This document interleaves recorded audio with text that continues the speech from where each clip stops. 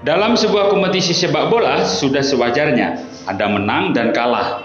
Saat klub kesayangan kita menangan, maka kita akan senang, berlompat dan berteriak dengan rasa bangga.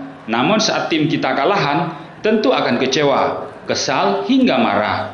Nah, dalam kondisi begini, sebagian supporter kita menyikapi aksi protes pada klub dengan cara elegan, tanpa harus merugikan klub tentunya. Namun ada juga yang menyikapi dengan cara keras, karena sudah dianggap keterlaluan. Nah, berikut 4 cara protes supporter sepak bola di Indonesia ke pihak manajemen klub dan pemain. Cara pertama, aksi demo. Cara ini merupakan gaya umum yang biasa dan jamak dilakukan oleh supporter kita. Mereka menggelar aksi protes yang biasanya dilakukan di kantor manajemen klub. Supporter Madura United pernah melakukan cara pertama ini saat Liga 1 musim 2021 kemarin karena buruknya penampilan tim. Aksi demo mereka membuat pelatih Rahmat Darmawan serta asistennya terpental dan digantikan pelatih asing asal Brazil, Coach Fabio Felundas. Saya sendiri pastikan bahwa akan ada perubahan pelatih dan asisten.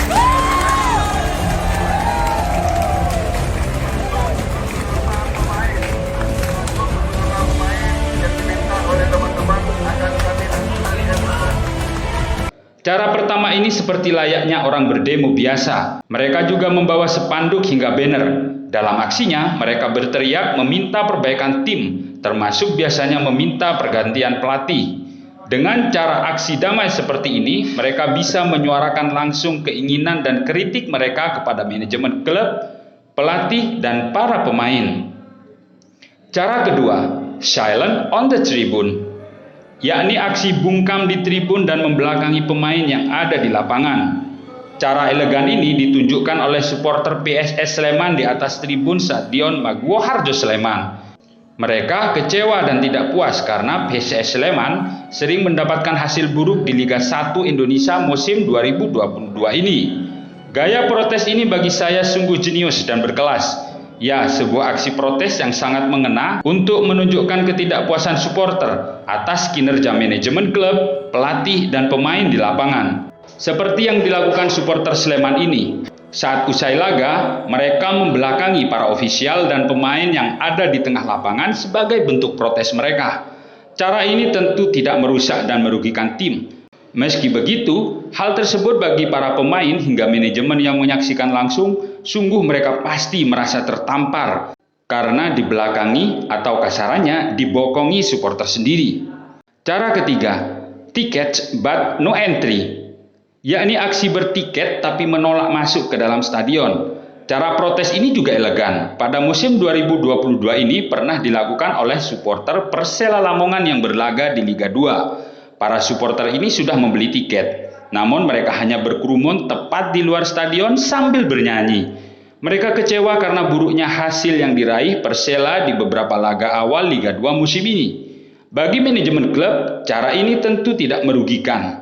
Bahkan meski tribun stadion terlihat sepi, tapi tiket mereka tetap terjual banyak. Tapi meski begitu, manajemen, ofisial, dan pemain pasti tahu serta paham bahwa supporter mereka tidak puas dengan penampilan mereka di lapangan. Ya, ini cara mengkritik dan memprotes penampilan tim agar segera melakukan pembenahan sebelum terlambat. Cara keempat, chaos in stadium, yakni aksi chaos di dalam stadion sebagai bentuk kekecewaan dan amarah karena buruknya penampilan tim.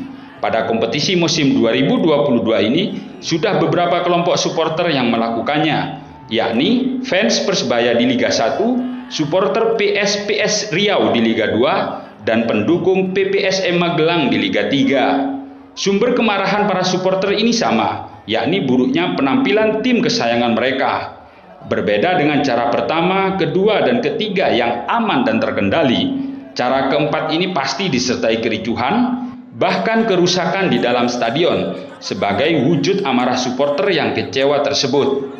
Nah, itu dia 4 bentuk atau 4 cara supporter klub di Indonesia dalam mengekspresikan kekecewaan mereka atas buruknya kinerja tim mereka di lapangan.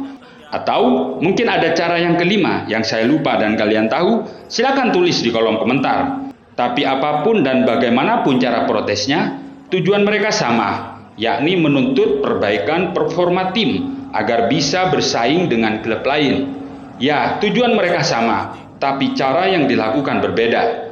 Bagi saya pribadi, jika kecewa dan protes terhadap buruknya penampilan tim yang kita dukung, boleh-boleh saja, karena itu hak supporter. Selain itu, juga bentuk cinta supporter kepada klub kesayangannya tersebut.